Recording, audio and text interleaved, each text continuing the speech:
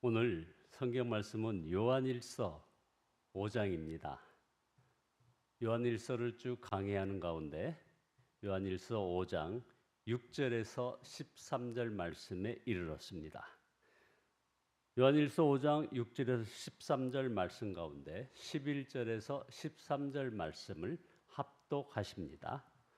요한일서 5장 11절 말씀. 또 증거는 이것이니 하나님이 우리에게 영생을 주신 것과 이 영생이 그의 아들 안에 있는 그것이니라. 아들이 있는 자에게는 생명이 있고 하나님의 아들이 없는 자에게는 생명이 없느니라. 내가 하나님의 아들의 이름을 믿는 너희에게 이것을 쓴 것은 너희로 하여금 너희에게 영생이 있음을 알게 함이라라. 아멘. 오늘 말씀 제목은 나의 생명 주님께 있습니다 라는 제목입니다. 부제로 영생이 있음을 아십니까? 라는 부제를 달았습니다. 우리가 세상에 속한 사람이 아니라 세상을 이기는 자가 되려면 예수님을 바로 믿어야 합니다. 예수님을 바로 믿는 것은 예수님이 그리스도이심을 믿는 것입니다. 사도 요한은 예수님이 그리스도라고 고백했습니다. 오늘 요한일서 5장 6절에 이는 물과 피로 임하신 자니 곧 예수 그리스도시니라.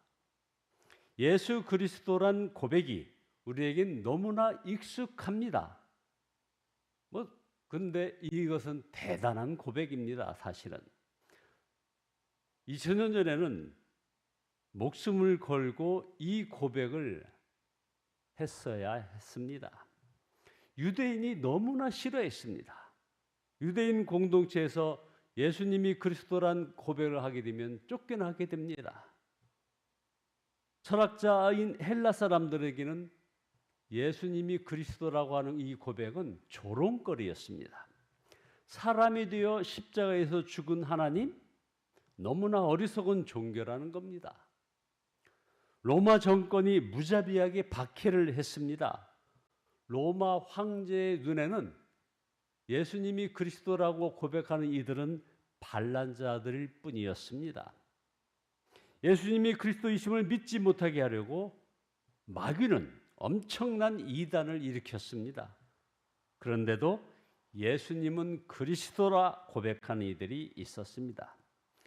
그 사람 안에 영생이 있기 때문이었고 하나님 나라를 소유하였기 때문입니다. 이런 사람이 세상을 이기는 것입니다. 예수님이 그리스도라 고백하는 핵심 신앙은 예수님이 참 하나님이시며 동시에 참 사람이시라는 고백입니다. 하나님께서 온 인류의 죄를 속하기 위하여 사람으로 오셔야 했고 십자가에서 죽으셔야 했던 것입니다. 그래서 요한 사도는 예수님이 요한 1서 5장에서 물과 피로 임하셨음을 강조하는 것입니다. 예수님이 물로 임하셨다는 것은 우리 예수님께서 공생애를 시작하실 때 요단강에서 세례를 받으신 것을 말합니다. 예수님이 하나님이신데 왜 세례를 받으십니까? 온 인류의 속죄 제물이 되기 위하여 사람이 되셨음을 분명히 한 사건입니다. 요한 사도는 또한 예수님께서 피로 임하셨음을 강조합니다. 피는 예수님께서 우리의 죄를 대신 지시고 십자가에 달려 보혈을 흘리신 것을 말하는데 초대교회 당시 예수님께서 십자가에서 피 흘리셨음을 부인하는 무서운 이단들이 있었기 때문입니다.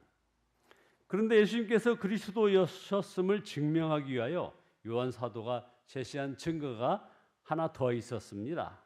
성령 하나님의 증언입니다.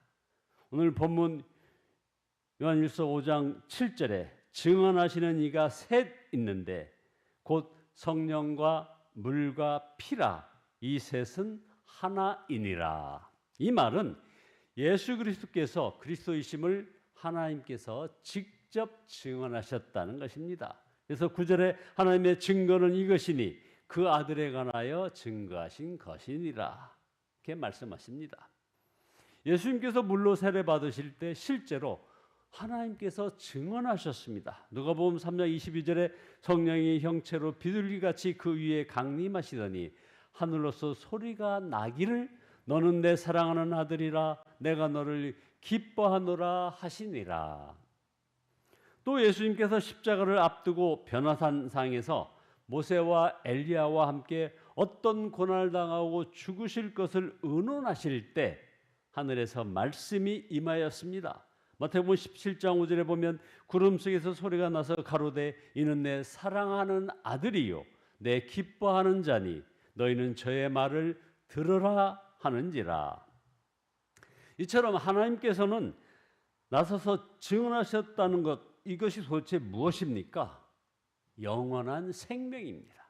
하나님께서 우리에게 영원한 생명을 주셨다는 것과 바로 이 생명이 그 아들 예수 그리스도에게 있다는 것입니다.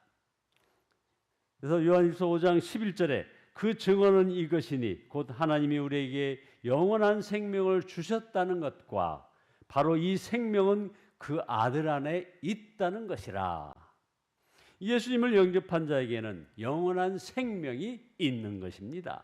그래서 아들이 있는 자에게는 생명이 있고 하나님의 아들이 없는 자에게는 생명이 없느니라. 요한 사도는 그리스도인들이 이 확신을 갖게 하려고 요한일서를 쓴 것입니다.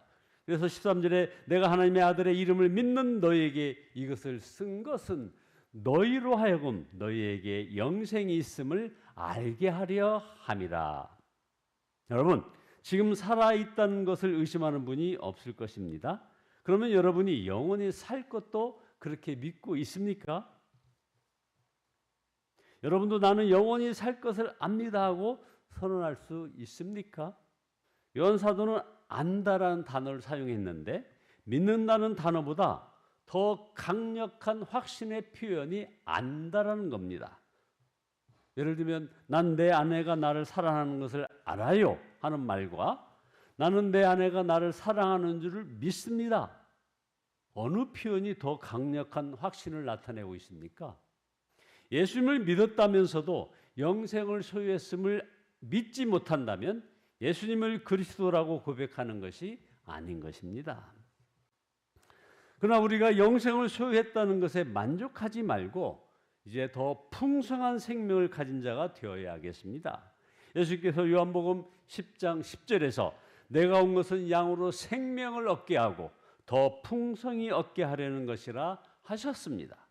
예수님은 우리에게 생명을 주시기 위해 오셨을 뿐 아니라 풍성하게 주시려고 오신 것입니다. 중환자실에 있는 환자도 생명을 가졌습니다. 영적 생명도 이렇게 가진 사람은 사실은 너무나 안타까운 것입니다.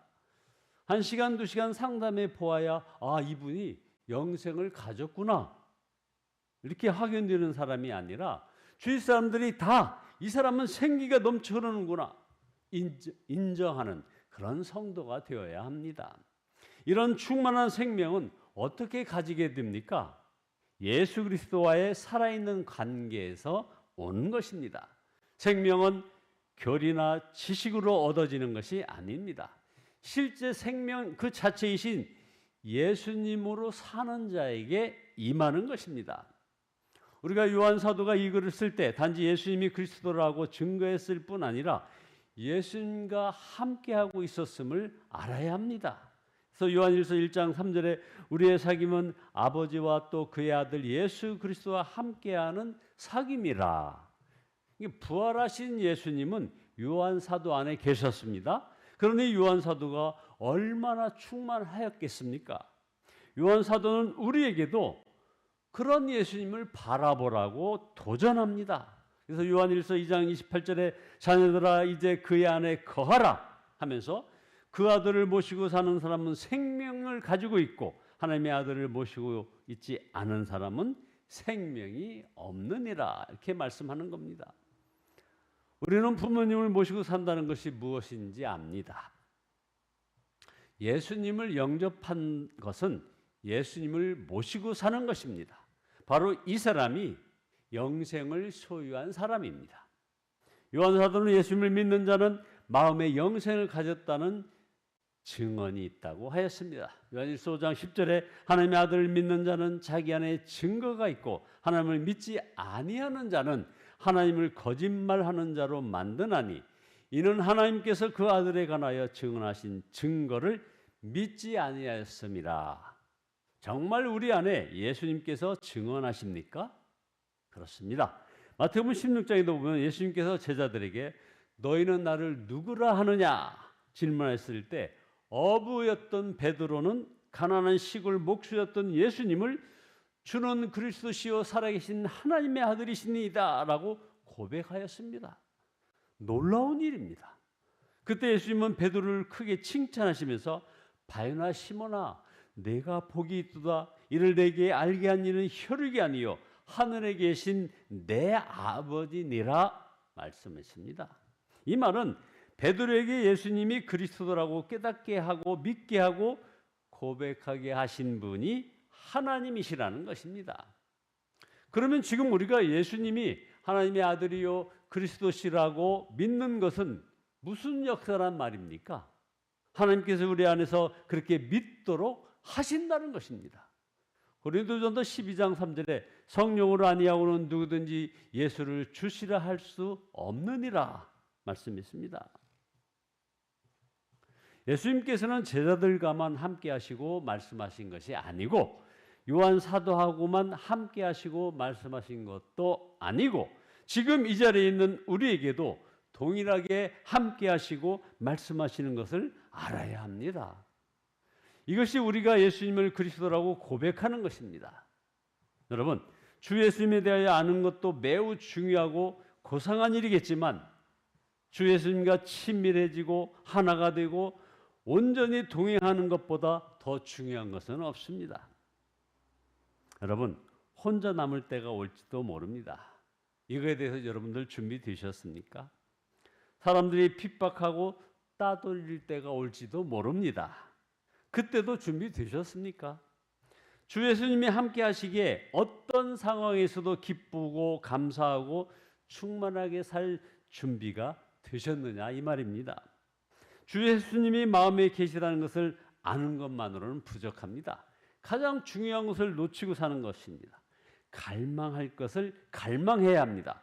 우리에게 진정 소중한 것은 주 예수님과의 친밀한 관계를 깊게 하는 것입니다.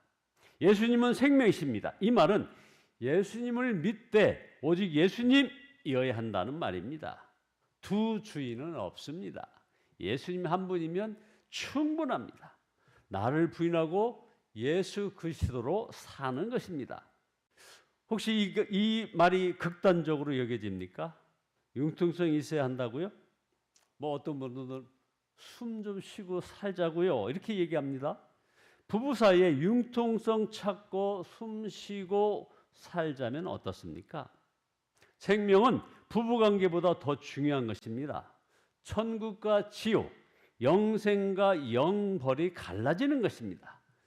영생을 믿으면 나의 자아는 죽고 예수로 사는 결단이 됩니다. 부자 청년에게는 한 가지가 부족하였습니다. 한 가지가 부족했다면 얼마나 신앙생활 잘한 것입니까? 그러나 그는 돈이나 재물을 포기할 수가 없었습니다. 그래서 그는 영생을 잃었습니다. 여러분에게 주 예수님보다 더 좋은 것이 없습니까? 오직 주님이십니까? 그것이 갈망이어야 합니다. 그때 비로소 하나님께서 약속하신 풍성한 생명을 얻게 되는 것입니다. 예수님은 정말 그리스도이신가? 예수님을 그리스도라고 고백할 수 있기를 갈망해야 합니다. 그러면 누구나 주 예수님의 생명이 풍성한 그런 삶을 살게 되는 것입니다. 지금까지 예수님을 마음에 분명히 영접하지 못하신 분은 이제 진정으로 영접하시기 바랍니다. 예수님을 믿어 영생을 얻었지만 풍성한 생명으로 살지 못한 사람은 이 시간 결단하시기 바랍니다. 주님, 제 삶의 생명이요 왕이 되시기를 정말 원합니다라고 그렇게 고백하는 이런 고백과 결단이 여러분 모두에게 임하시기를 예수 그리스도의 이름으로 축원드립니다. 기도하시겠습니다. 전능하신 주님께 찬양과 경배와 영광을 올려드립니다. 회개합니다. 주님이 제 삶의 생명이요 왕이 되지 못했음을 회개합니다. 주님이 용서하여 주시고 이제 온전히 십자가 사랑 감사하며 우리의 갈망은 예수님을 그리스도라 고백하는 것임을 감사하며 나가는 저희들 되어지게 인도하여 주시옵소서. 우리에게는 주 예수 그리스도보다 더 좋은 것은 없다라는 이 갈망을 온전히 소유하기를 소원하오니 주여 함께 하시고 인도하시고 동행하여 주시옵소서. 예수 그리스도의 이름으로 기도드리옵나이다. 아멘.